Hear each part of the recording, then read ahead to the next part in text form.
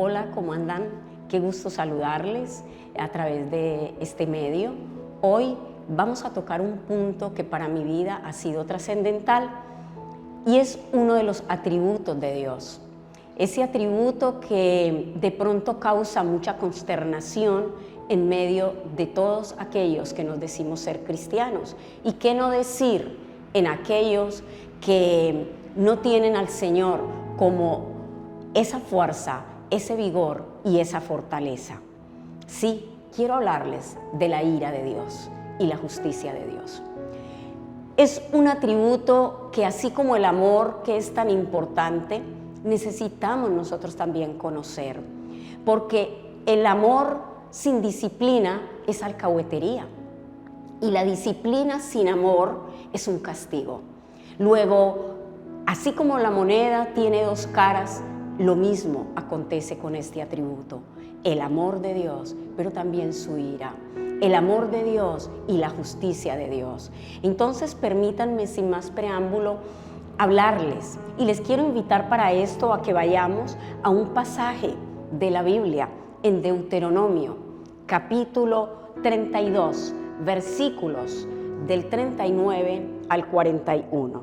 Y dice así la palabra de Dios: Ved ahora que yo soy y no hay dioses conmigo. Yo hago morir y yo hago vivir. Yo hiero y yo sano. Y no hay quien pueda librar de mi mano, porque yo alzaré los cielos, mi mano, y diré: vivo yo para siempre. Sí, afilaré mi reluciente espada y echaré mano del juicio. Yo tomaré venganza de mis enemigos y daré la retribución a los que me aborrecen. Este pasaje, repito, es Deuteronomio 32, del 39 al 41.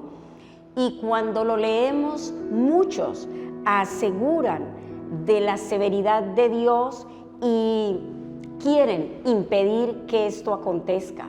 Otros quedan aterrados y dicen de una manera particular: no puede ser, ese no es un Dios de amor. ¿Cómo, si es Dios, puede hacer y decir esas cosas que va a hacer? Ese no es el carácter de un Dios de amor, de un Dios de ternura, pero es todo lo contrario. Permítanme decirles que la ira de Dios no es como la ira que el ser humano experimenta, donde se da rienda suelta a una sola cosa, a las emociones que salen del corazón, porque del corazón salen los malos pensamientos, las iras, todas las cosas negativas que en este momento muchos de nosotros estamos experimentando. Yo te quiero invitar a que entiendas que Dios no encubre los hechos. Él no sale, créanme, Él no sale a hacer las cosas según el parecer humano. Él lo hace desde su divina bondad y su divina ternura. Cuando nosotros hablamos de la ira de Dios, no manchamos el carácter de Dios. Para muchos así lo creen y así lo sienten, pero es todo lo contrario. Recordemos que hay varias cosas que hacen que la ira de Dios se dé en castigo, no. En favor de los hombres, sí. En darle esa disciplina, también. Lo primero, el pecado. ¿Por qué? Porque Dios es santo y Dios no está de acuerdo con el pecado. Lo segundo, la injusticia. En Él no hay injusticias. Dios es eterno y aborrece la injusticia. Lo tercero, la rebeldía. Recordemos que la rebeldía es una acción que viene del pecado y por este motivo impedimos que Dios pueda ser infinitamente más bueno con nosotros y con cada uno de aquellos que estamos a su alrededor.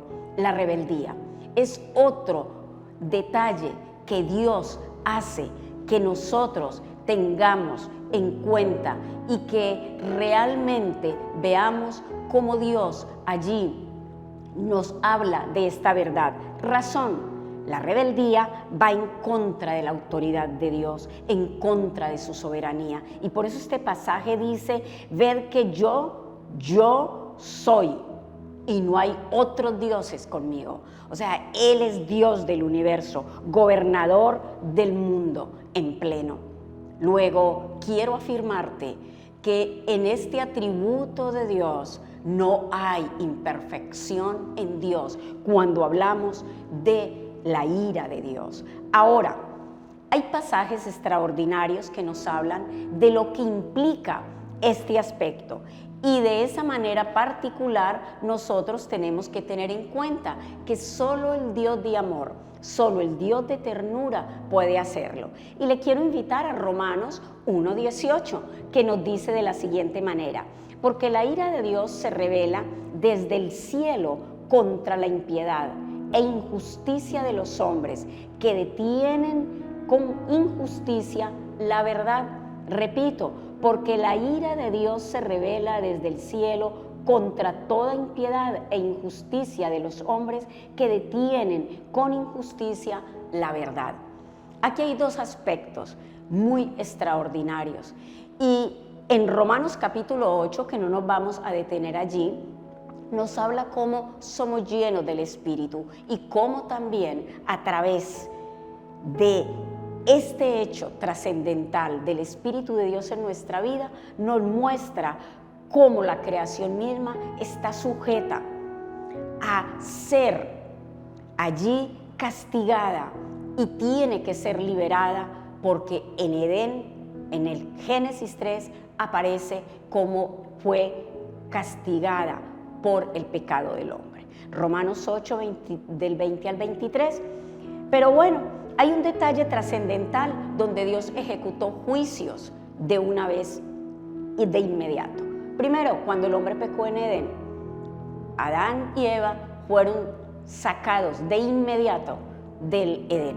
Lo segundo, cuando el pecado abundaba en la tierra y el Señor tuvo que ejecutar el diluvio, muy a su pesar y en su dolor.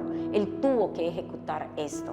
También viene el tercer juicio del Señor en Sodoma y Gomorra, cuando la impiedad y el pecado había subido hasta el Señor y fuego cayó del cielo. Y así podríamos enumerar muchos hechos en los cuales Dios tuvo que ejecutar su juicio.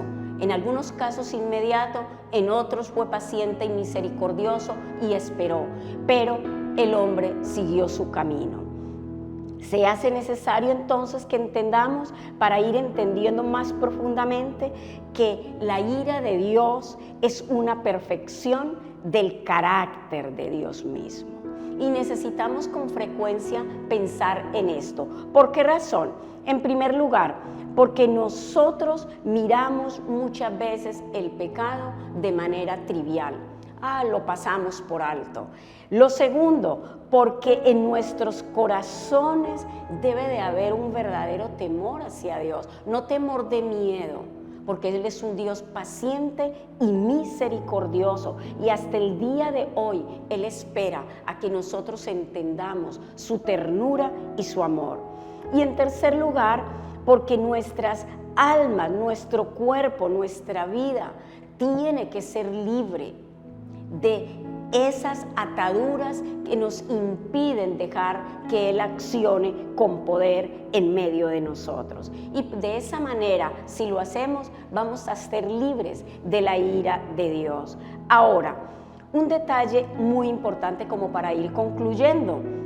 Cuando hablamos de la justicia de Dios, Él la ejerce mediante de su ira, y es ahí donde Él nos lleva a entender la verdad maravillosa de su ternura y su amor.